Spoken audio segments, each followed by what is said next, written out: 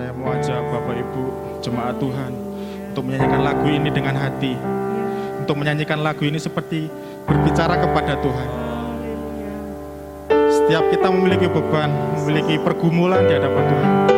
Tapi saya percaya ketika kita menyanyikan lagu ini, seperti kita berkata-kata kepada Tuhan, Tuhan pasti memberikan kekuatan sebab Allah mengerti, sebab Allah peduli setiap pergumulan kita. Mari saya ajak bangkit berdiri.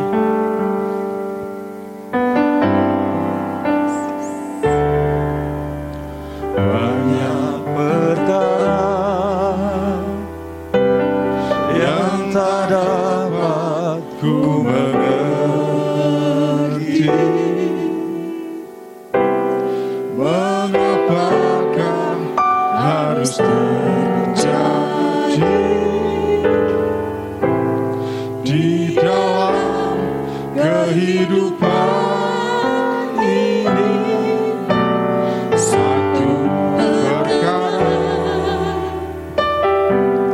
yang kusimpan dalam hati, tiada sesuatu yang terjadi tanpa Allah peduli. Dia mengerti, Allah mengerti, Allah peduli segala persoalan yang kita hadapi. Tak pernah dibiarkannya ku bergumul sendiri, sebab Allah mengerti.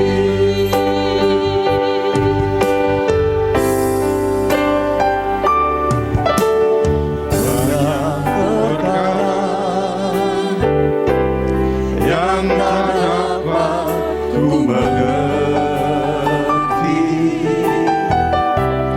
Mengapakah harus terjadi di dalam kehidupan ini? Satu Perkara yang kusimpan Tuhan dalam hati. yang kusimpan dalam hati, Tiada sesuatu yang akan terjadi tiada satu pun yang terjadi tanpa Engkau peduli Tuhan.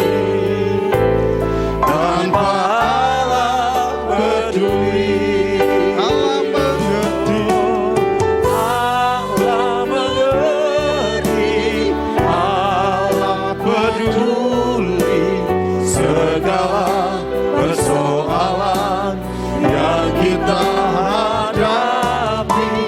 Tak akan pernah dibiarkannya ku bergumul sendiri, sebab Allah mengerti. Mari jemaat Tuhan nyanyikan. Allah mengerti.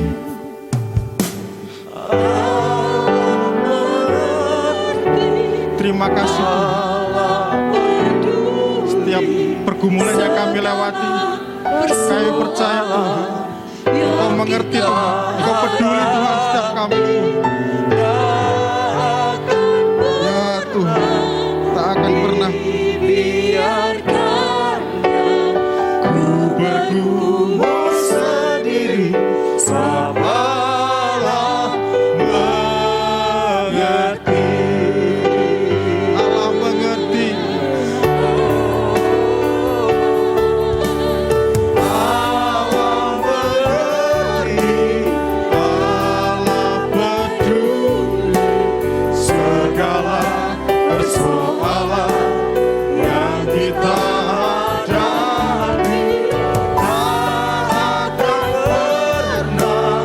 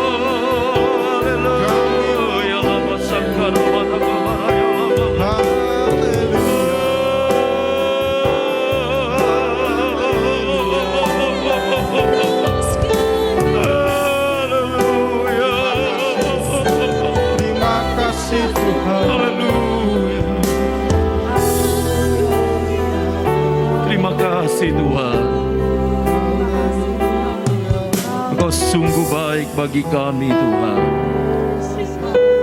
Engkau tidak pernah meninggalkan kami dalam segala keadaan. Kau bersama dengan kami Tuhan.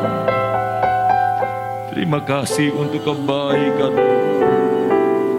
Terima kasih buat semuanya Tuhan. Tuhan, firman-Mu akan ditaburkan buat kami semua. Berbicaralah kepada hamba-Mu, dan biarlah kami siap mendengarkannya ya Tuhan. Urapi kami semua di dalam nama Tuhan Yesus Kristus. Haleluya. Amin.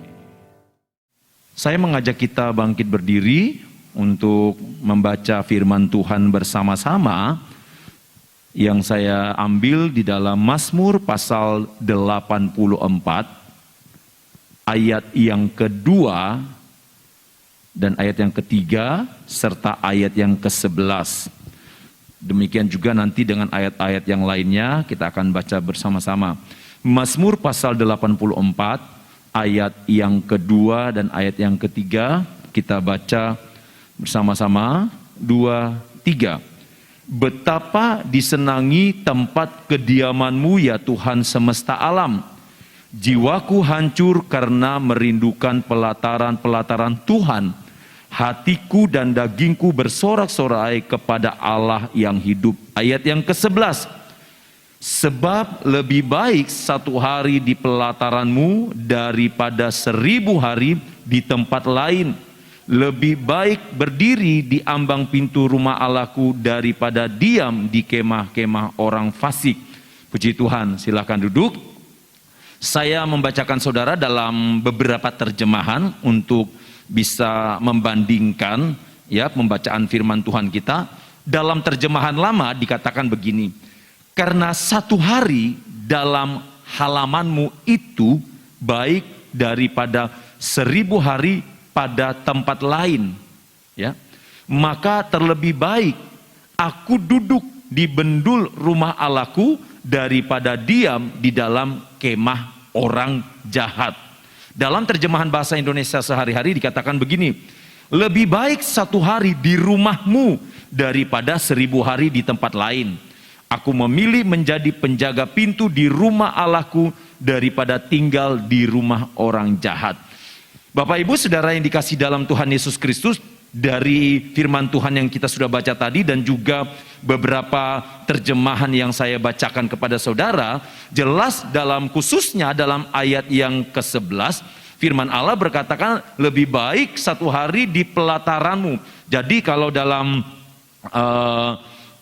bait Allah pada zaman Taurat, ya baik zaman Musa, zaman Daud, ya saudara, pemulihan pondok Daud dan lain sebagainya, intinya dalam zaman perjanjian lama itu bait Allah itu ada namanya halaman, ya, ruang kudus dan ruang maha kudus. Nah firman Allah katakan, Raja Daud berkata, lebih baik satu hari di pelataran-Mu, dan dalam terjemahan lainnya lebih baik satu hari di dalam rumah-Mu, dalam rumah Tuhan.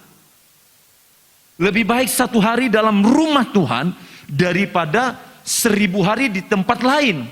Nah, saudara, di sini Raja Daud tidak sedang membandingkan bahwa keadaan di luar sana jauh lebih baik atau lebih buruk dibanding keadaan ketika dia datang di hadapan Tuhan. Daud tidak sedang membandingkan, saudara. Kenapa? Sebab kalau dibandingkan pun tidak akan mungkin bisa sama. Ya, kalau harus dibandingkan bahwa 1000 hari ketika Daud berada di tempat lain, khususnya dia berada di istana raja, tempat yang nyaman, tempat di mana dia memiliki segala fasilitas, tetap tidak akan bisa dibandingkan dengan satu hari di rumah Tuhan, yaitu tempat di mana Daud datang untuk memuji, menyembah Tuhan. Nah, di sini saudara yang kekasih di dalam Tuhan Yesus Kristus, Raja Daud mau menyampaikan kepada saya dan saudara bahwa ketika dia berada di dalam hadirat Tuhan, ketika dia diam di dalam rumah Tuhan, maka ada damai sejahtera, ada sukacita yang besar yang Raja Daud dapatkan dibanding ketika dia berada di tempat lain. Bukan berarti saudara, Raja Daud mengesampingkan hal-hal yang ada di luar rumah Tuhan. Bukan saudara, bukan itu maksudnya. Tetapi Raja Daud ingin menitik beratkan sebagai seorang raja, sebagai seorang yang memiliki power, sebagai seorang yang memiliki kekuatan, sebagai seorang yang memiliki kekayaan, Raja Daud mau memberitahukan bahwa segala sesuatu yang ia miliki tidak ada artinya tanpa dia membangun hubungan yang intim dengan Tuhan. Makanya saya berkata tadi tidak bisa dibandingkan saudara. Daud tidak sedang membandingkan karena memang tidak dapat dibandingkan. Terlalu mulia, terlalu agung bagi Daud.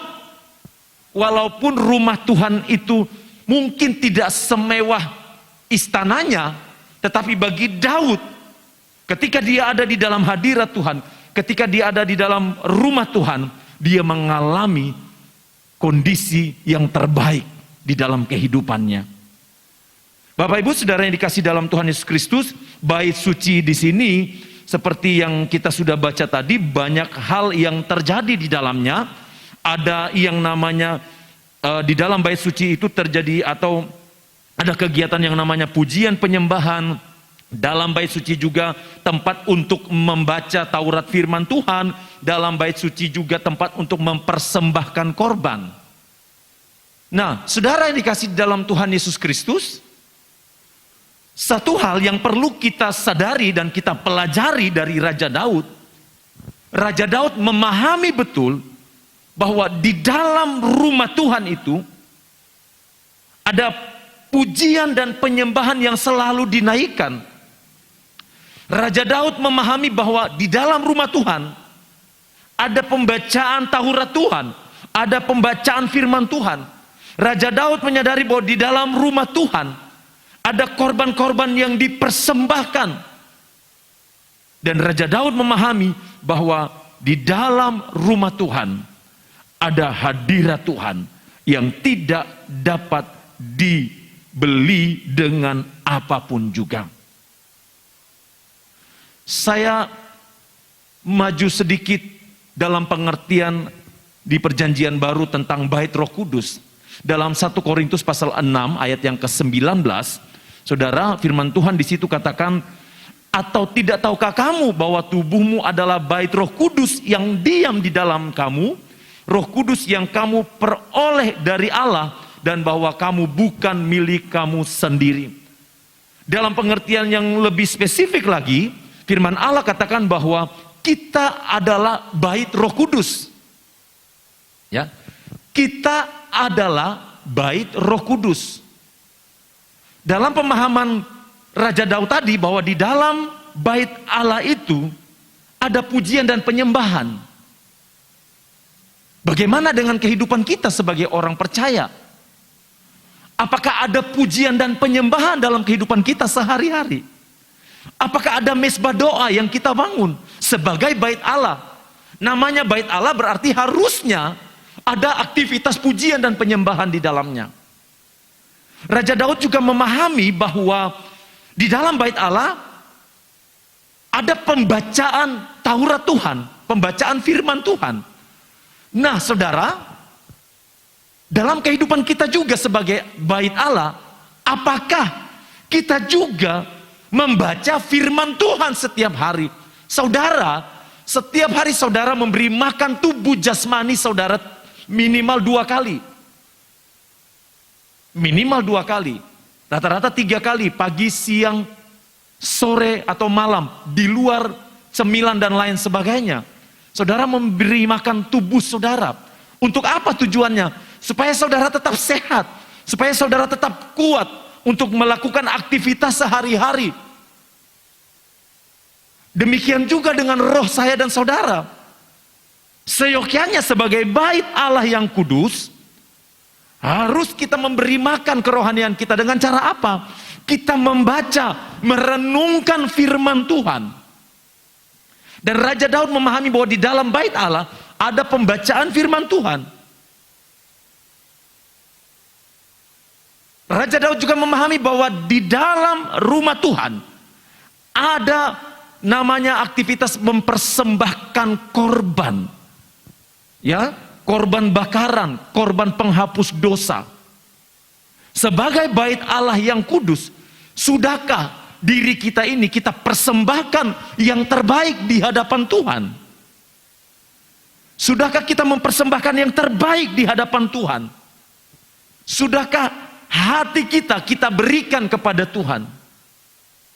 Bapak ibu saudara yang kekasih di dalam Tuhan Yesus Kristus, mungkin kita bisa beri yang lain, tetapi pertanyaannya, apakah kita sudah memberikan hati kita kepada Tuhan? Firman Allah berkata, bagaimana mungkin engkau mengasihi yang tidak kelihatan, kalau yang kelihatan saja engkau tidak sanggup mengasihinya? Bagaimana mungkin kita mengatakan bahwa aku mengasihi Allah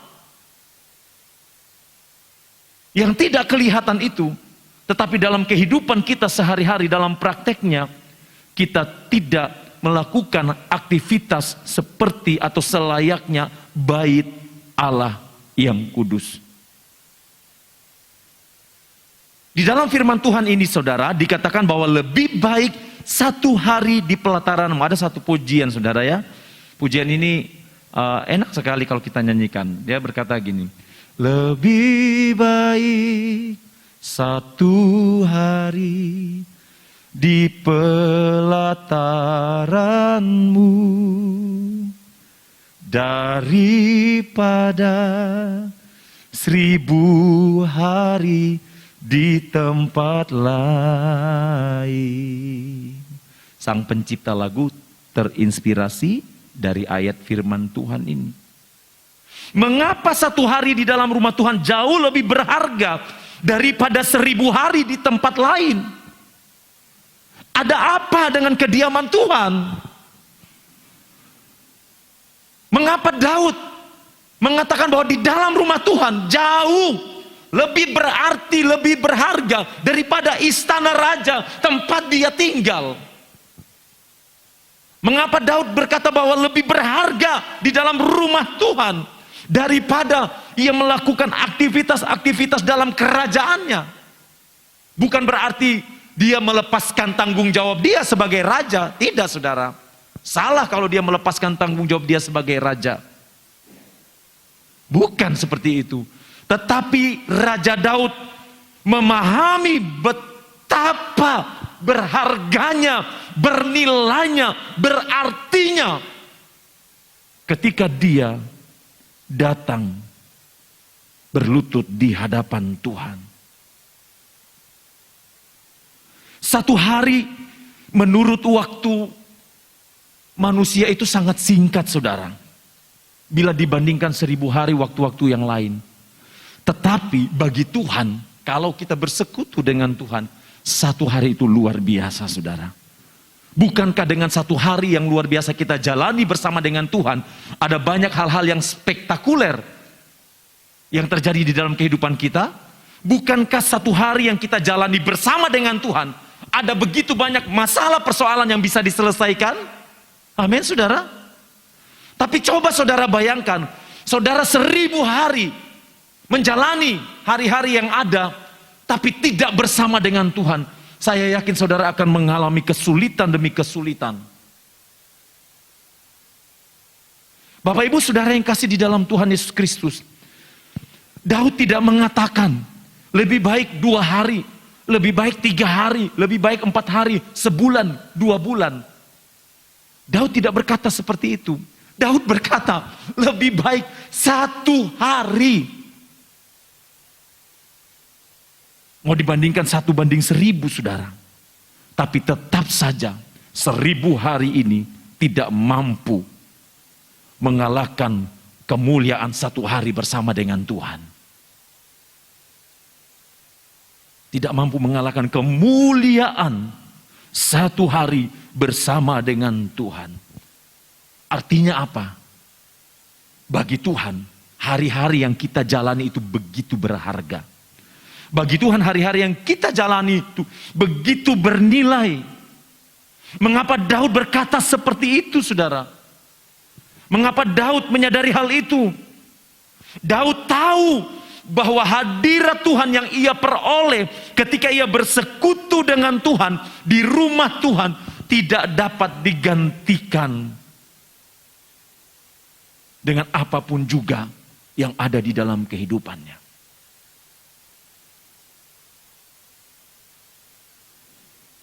Posisi raja bukankah posisi tertinggi, saudara? Kalau dalam pemerintahan sistem kepresidenan, posisi tertinggi adalah posisi presiden. Sebagai seorang raja yang memiliki power, yang memiliki pengaruh di seluruh dunia, bayangkan dia mampu mengalahkan Goliat dengan kekuatan Tuhan. Daud sadar tanpa Tuhan dia bukan siapa-siapa. Daud sadar tanpa Tuhan apa yang dia peroleh tidak ada artinya sama sekali. Untuk itu, saudara, Daud begitu menghargai satu hari di dalam rumah Tuhan. Daud begitu menghargai sebab dia tahu aku berada sampai di titik ini. Semua karena berkat Tuhan. Amin, saudara. Kalau kita sampai berada di titik seperti sekarang ini, semua berkat kemurahan Tuhan. Semua berkat kemurahan Tuhan. Mengapa saya dan saudara harus memilih berada di dalam kediaman Tuhan? Mengapa sebagai orang yang percaya kepada Tuhan, kita harus memilih berada di dalam kediaman Tuhan? Atau kita harus mencintai kediaman Tuhan? Ketika saudara diperhadapkan dengan pilihan, mengapa kita harus memutuskan untuk memilih ada di dalam hadirat Tuhan? Mari kita perhatikan ayat yang kelima. Apa yang Daud katakan? Berbahagialah orang-orang yang diam di rumahmu, yang terus-menerus memuji engkau. Tadi saya katakan di awal bahwa di dalam rumah Tuhan ada pujian dan penyembahan.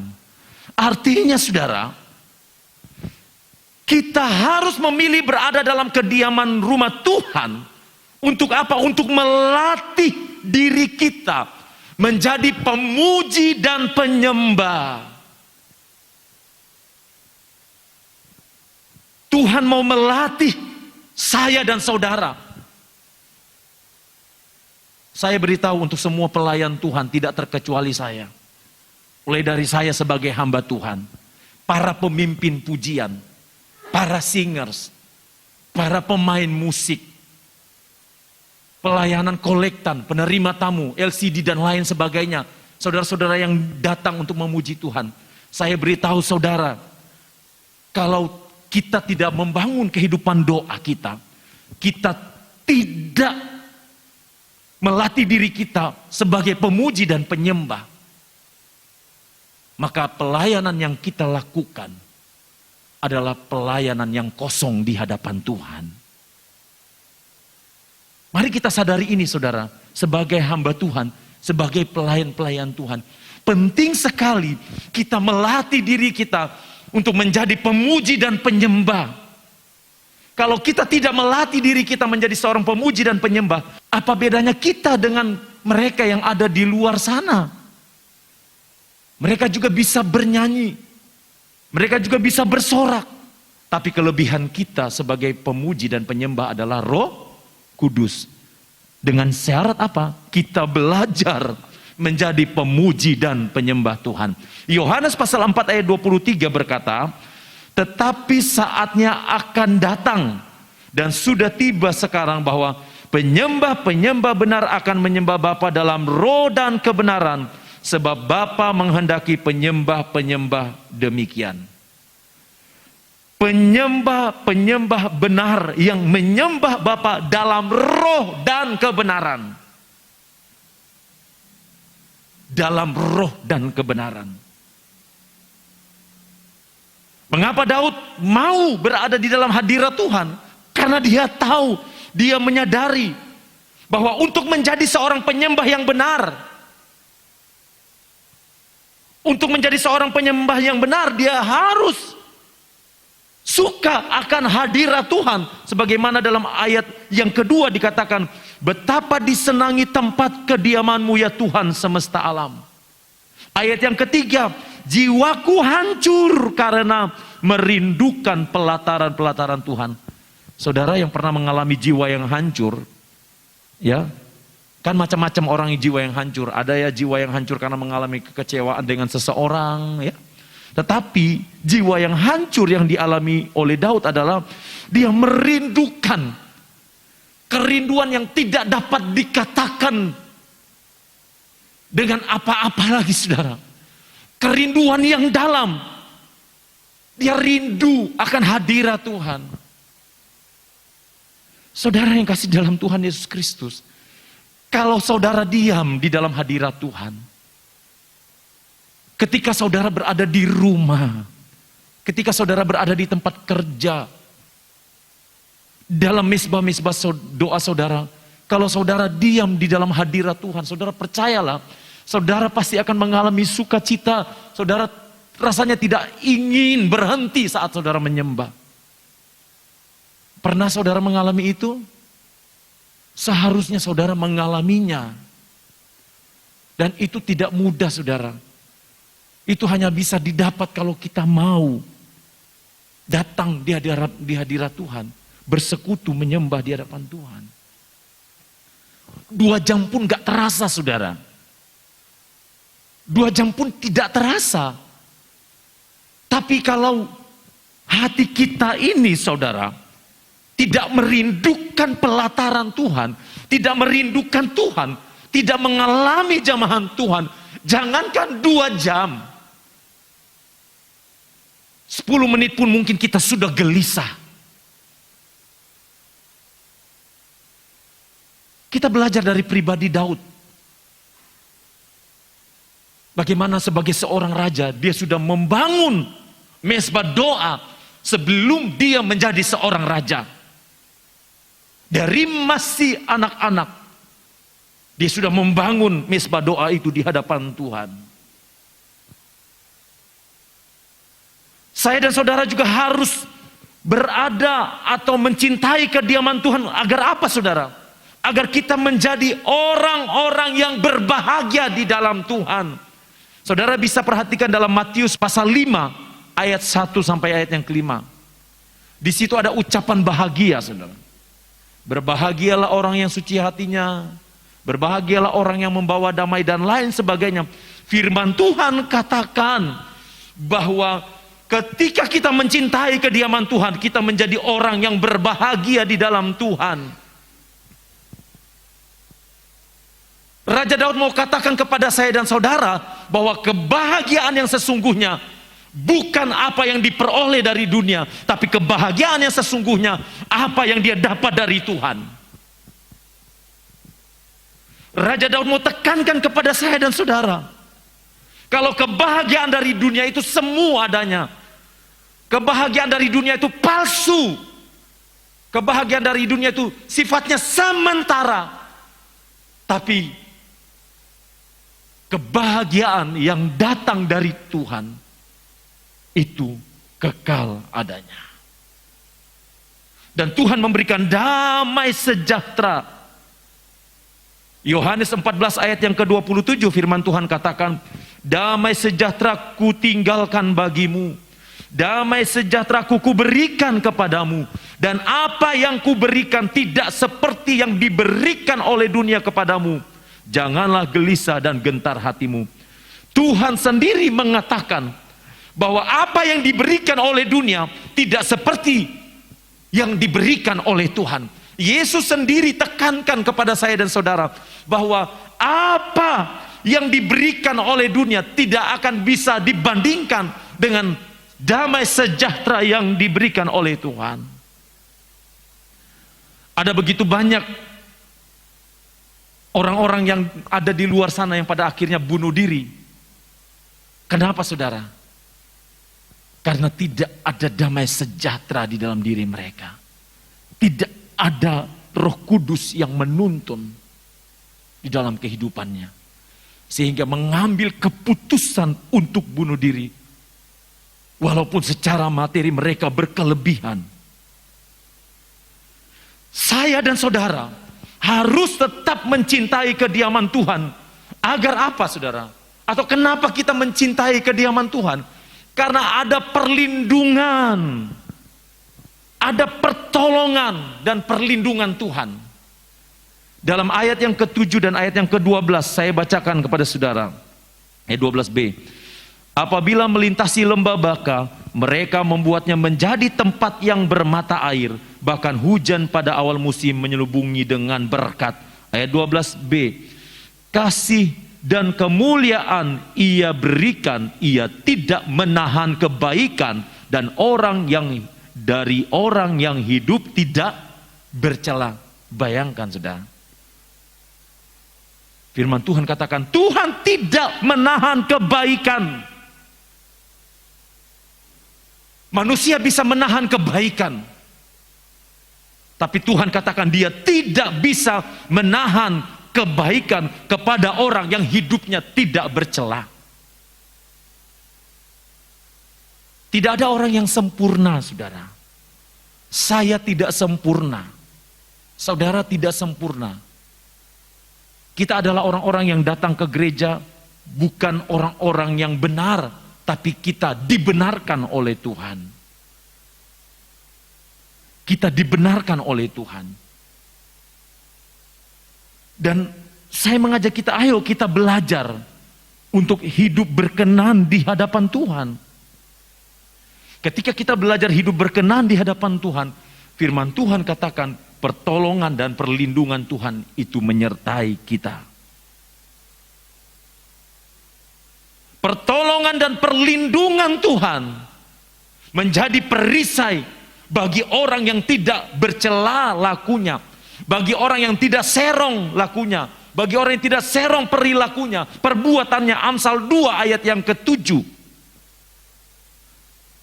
Ia menyediakan pertolongan bagi orang jujur, menjadi perisai bagi orang yang tidak bercela lakunya. Menjadi perisai.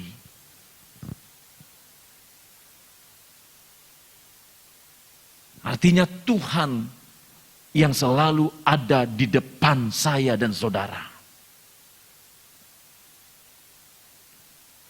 Bapak ibu saudara yang kekasih di dalam Tuhan Yesus Kristus. Jangan menganggap sepele kediaman Tuhan. Dalam pengertian fisik, dalam pengertian jasmani. Sama. Tubuh saudara dan saya ini tempat Roh Kudus berdiam. Ini pinjaman. Tubuh ini dititipkan oleh Tuhan. Dan Tuhan mau tubuh yang dititipkan ini, yang dipinjamkan oleh Tuhan, dipakai untuk memuliakan nama Tuhan. Ketika kita mencintai kediaman Tuhan, ketika kita suka akan kediaman Tuhan, maka firman Tuhan katakan dalam ayat yang ke-8, kita mendapatkan kekuatan baru setiap hari. Ayat yang ke-8, mereka berjalan makin lama makin kuat, hendak menghadap Allah di Sion. Mendapat kekuatan baru setiap hari. Saudara, kalau saudara setiap hari memulai kehidupan saudara dengan kehidupan doa, maka apapun yang terjadi dengan kehidupan saudara, Tuhan pasti menolong saudara. Kalau saudara memulai kehidupan saudara dengan kehidupan doa, saya pernah mengatakan kepada saudara di tempat ini, berikanlah yang fresh kepada Tuhan.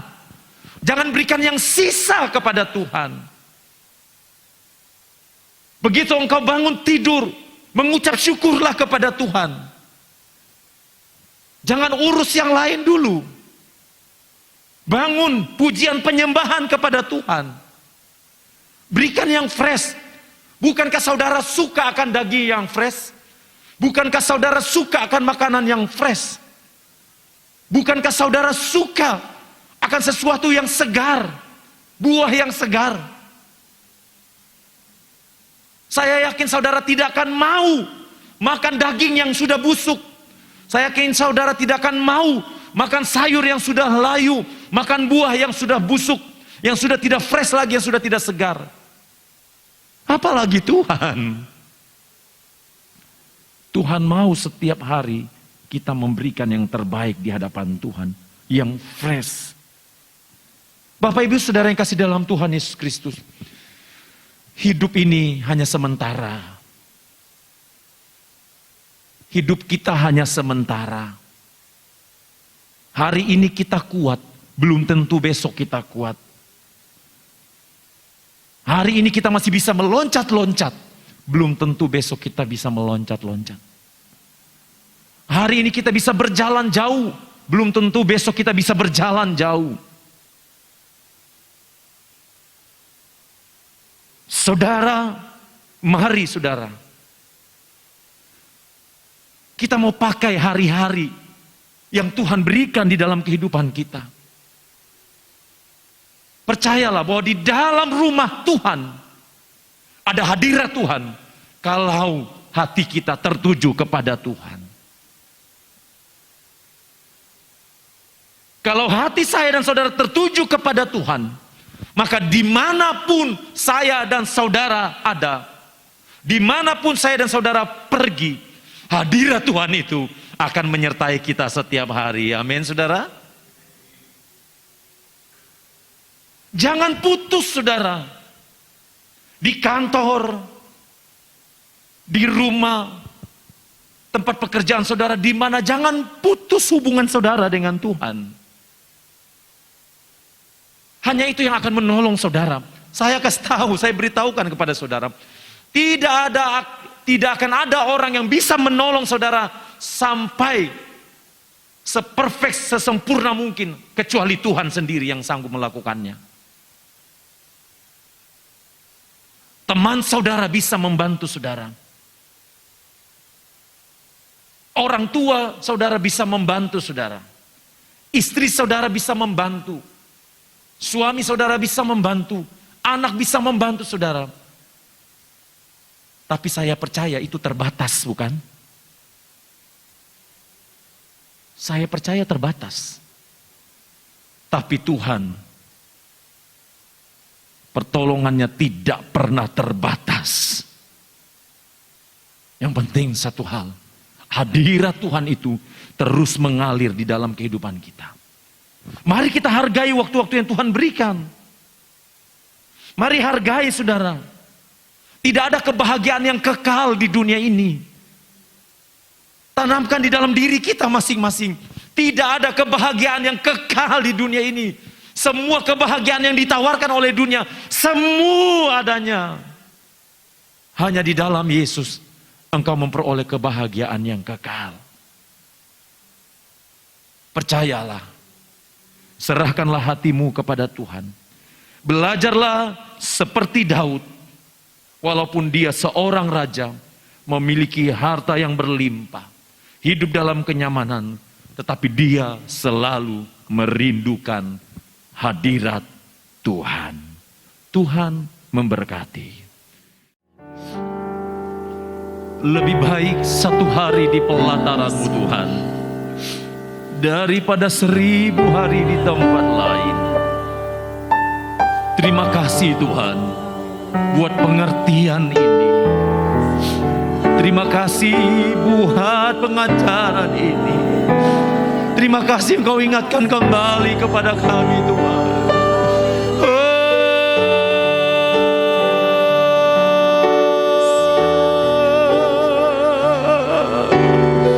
Haleluya. Haleluya.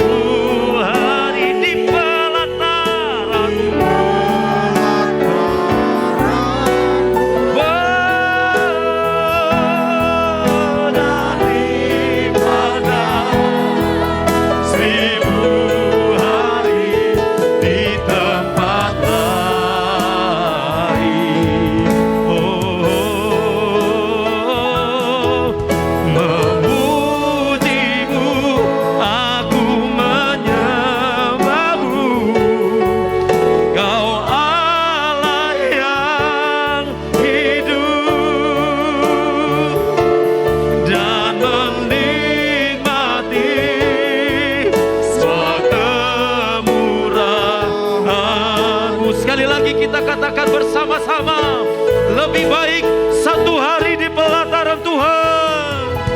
Lebih baik, haleluya. Satu hari Terima kasih Tuhan Yesus. Terima kasih buat segala kebaikan-Mu Tuhan. Daripada 1000 hari di tempat lain.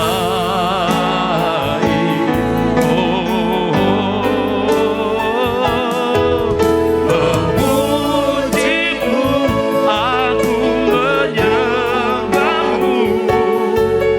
Kau Allah yang hidup dan menikmati semua kemurahan-Mu.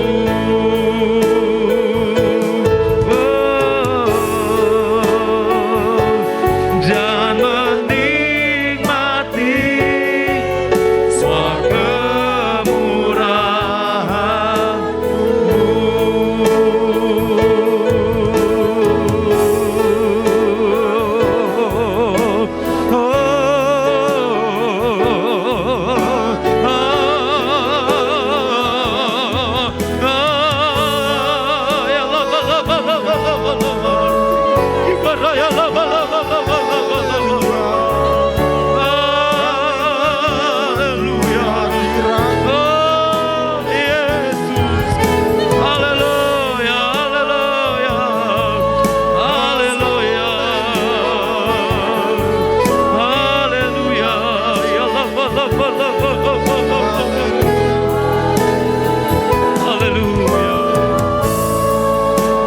Terima kasih Tuhan.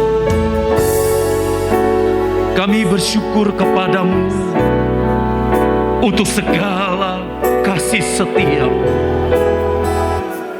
Bawa kami Tuhan untuk belajar seperti Daud yang rindu akan pelataran-Mu, yang rindu akan hadirat-Mu Tuhan, merindukan hadirat Tuhan di dalam diri kami. Ajar kami agar setiap hari kami merindukan pelataran-Mu. Ciptakan rasa lapar dan haus akan Engkau untuk mencari wajah-Mu setiap hari dimanapun kami berada Tuhan. Terima kasih Bapa di sorga. Terima kasih untuk semuanya. Bapa, hari ini kami berdoa buat anak-anak Tuhan. Mungkin saat ini ada yang terbaring sakit, baik di rumah sakit. Engkau datang, Engkau menjamah, memberikan kesembuhan di dalam nama Tuhan Yesus. Engkau jamah bagian-bagian tubuh yang sakit, Engkau sembuhkan secara sempurna ya Tuhan, di dalam nama Tuhan Yesus Kristus. Yang datang dengan penuh kelemahan, yang datang dengan kecewa, Engkau hiburkan, Engkau bangkitkan kembali semangat umat-Mu ya Tuhan. Terima kasih Tuhan. Terima kasih bangsa dan negara kami bawa ke hadirat-Mu. Tuhan melindungi bangsa kami, pemerintah yang ada, Tuhan juga Engkau melindungi kota kami, Tuhan juga Engkau melindungi kota kami. Terima kasih Tuhan. Terima kasih. Berkati pekerjaan dari umat-umat Tuhan. Bekerja Tuhan dalam apapun juga, biarlah untuk hormat dan kemuliaan nama Tuhan. Berkati rumah tangga dari anak-anak-Mu. Segala hal, segala masalah yang dihadapi, Tuhan selesaikan dengan cara Tuhan. Terima kasih Tuhan. Saudaraku, mari kita menerima berkat Tuhan. Angkatlah tanganmu dan terimalah. Tuhan melindungi engkau.